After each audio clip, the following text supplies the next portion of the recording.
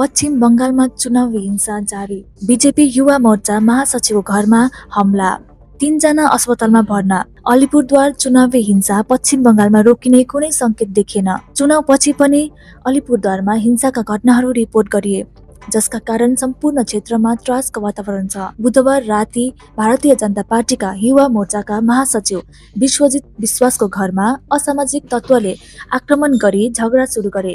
बदमाशहरूले विश्वजितलाई मात्र कुटेनन्, उनकी आमा, भाइ र भाउजूलाई पनि नराम्रोसँग कुटेका छन्। गम्भीर घाइते 3 जनालाई अलिपुरद्वार जिल्ला अस्पतालमा भर्ना गरियो। अस्पताल स्रोतबाट प्राप्त जानकारी अनुसार घाइते मध्ये 1 जनाको अवस्था गम्भीर छ। अलिपुरद्वार जिल्लाको सुभाषपल्लीको वार्ड नम्बर 15 मा भएको यस घटनापछि स्थानीयवासी निकै डराए। यो पार्टीको हिंसा हो भन्ने स्थानीयको विश्वास छ।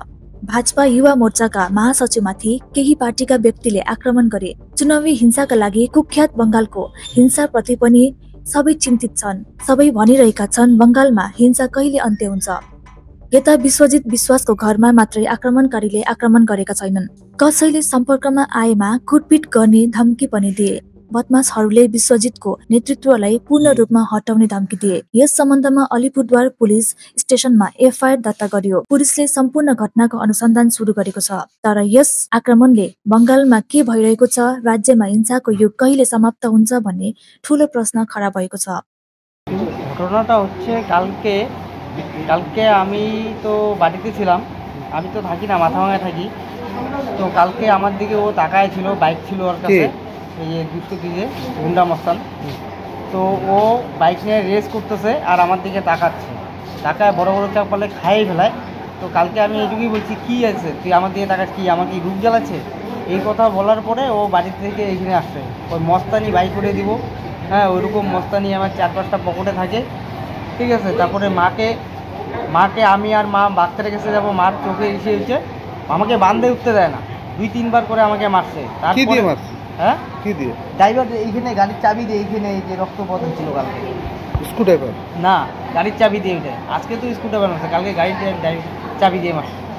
তারপরে আমি 2 বার বের হওয়ার পরে আবার বাড়িতে আসছি। বাড়িতে আসার পরে বেরিয়েছি, আবার আমার পিছনে গাড়ি তাড়া করে আবার ওখানে যেয়ে মারছে, মাকে ধাক্কা মারছে। আজকে ওইখানটায় বসে আছে মারা। ওরা বলতেছে যে বাড়ি যেয়ে চিল্লা, এখানে চিল্লাস না। পরে খারাপ একটা ভাষা দিছে। তারপরে মা যায় ওর গালে একটা থাপ্পড় মারছে। তারপরে মাকে মারছে যখন একটা খারাপ কথা বলছি, তার জন্য মা মারছে। তারপরে মারার পর সবাই মিলে গুড়মুড় করে ধরছে, ভাগ্নিকে মাকে মারে পুরো মারছে। আজকের এটা। তারপরে আমি গেছি, আমাকে ধরে মারছে ড্রাইভার দিয়ে, ভাইকে মারছে, ওর বাবা 5 জনকে মারছে। এখন সবাই হসপিটালে আছে। আমার বাড়িতে গতকালকে ওরা মানে দাদা মা একা ছিল, দাদার উপরে হামলা করেছে। দাদা স্নান করতেছিল, সেই সময় এসে দাদাকে অকথ্য ভাষায় গালাগালাজ করছে এবং মারধর করবে। তা আমরা ছিলাম না কেউ বাড়িতে, তা আমরা ভাবছিলাম সমস্যাটা হয়তো মিটে যাবে। তারপর আজকে এসেও গালিগালাজ করছিল, তখন আমরা প্রতিবাদ করেছি গালিগালাজ কেন করছি। তারপরে আমরাও যখন আমাদের উপরে হামলা করলো, মাকে মারলো, আমার দাদাকে স্ক্রুড্রাইভার দিয়ে আঘাত করে এই জায়গাটা গর্ত করে দিল। তারপরে আমরাও প্রতিবাদ করি। ভাগ্নিকে মারা হয়েছে। এখন কি এরকম কেন? এই যে করার কারণ কি আছে? এরা হচ্ছে দুষ্কৃতী। এরা হচ্ছে আমাদেরকে মানে এরা আবার বলতেছিল যে নেতা হতে দেবো না, এখানে নেতাগিরি ছুটিয়ে দেয়। হয়তো আমি বিজেপি করি, আমি নেতা হচ্ছি, এদের কোনো অসুবিধা হচ্ছে, হয়তো কোনো ভবিষ্যতে কিছু একটা অসুবিধা হয়তো হচ্ছে, সেটা বুঝতে পারছি না, তবে বুঝতে পারবো, কিছু বুঝতে পারবো। তাহলে কি মনে হয় এরা তৃণমূলের সমর্থক? হতে পারে, তবে দেখতে হবে। তিনি দুষ্কৃতী। রিপোর্ট আমি ভাবছি 2 ঘন্টা পরে রিপোর্ট দেবে, মামা বাড়ি থেকে ঘুরে আসার পরে দেখি মামাকে ওরা মারতেছে। তো আমি আটকাতে গেছি। আটকাতে যাওয়ার পরে ওর বউ আমার মানে পনায় দেবনাথ, ওনার বউ আমার চুল লেগে করছে, আর ওর বড় মেয়েটা পিছন দিয়ে এসে হামলা করছে। আর পনায় আমি মামাকে ধরতে গেছি, ও আমার বাজে জায়গায় করে মারছে, বাজে বুকের মধ্যে ফালাই দিয়ে বুকের বুড়ি মারছে। এরকম ঘটনাটা কেন হইল মনে হচ্ছে? আমি তো শুনলাম যে কালকেও আমার বড় মামাকে মারছে। কালকে তো বাড়িতে কেউ ছিল না, কালকেও আমার বড় মামা দিদনকে নিয়ে আসছিল ডাক্তার দেখানোর জন্য। তো তখন ওরা মানে বাঁধের উপরে উঠবে, তখনই ওরা ব্যাগ ঠ্যাগ সব ফেলে দেয়, মানে পাড়ার প্রতিবেশী শুনলাম আমি জানি। ব্যাগ ঠ্যাগ ফেলাই দিছে, বাজে ভাবে গালি দিতেছিল দিদনকে বলতেছিল যে ঠ্যাং ভেঙে দিব, মানে বাজে ধরনের একটা গালি দিতেছিল।